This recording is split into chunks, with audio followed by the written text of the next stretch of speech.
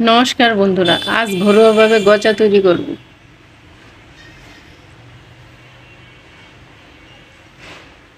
প্রথমে ময়দা মেখে নিব। ময়দাতে দিয়ে দিলাম লবণ, চিনি, তেল, জল দিয়ে মেখে নিব ময়দাটা।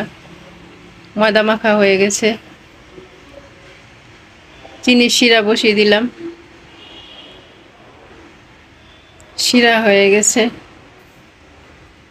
ময়দার ডো কেটে নিব।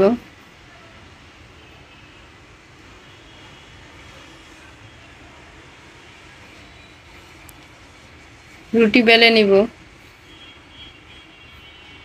5টা রুটি বেলে নিয়েছি।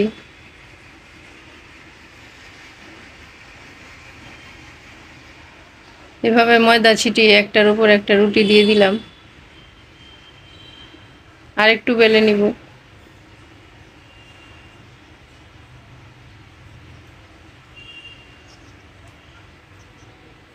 রোলের মতো রুটি পেঁচিয়ে নিলাম।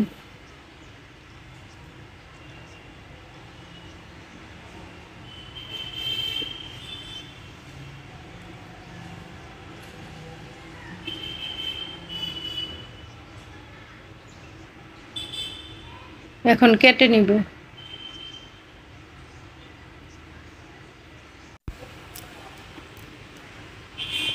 এইভাবে ভেজে নিলে খাজা হয়ে যাবে।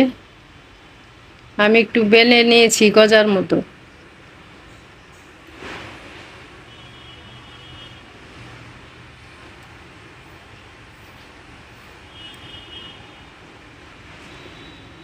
বানানো হয়ে গেছে, এখন তেলে ভেজে নিব।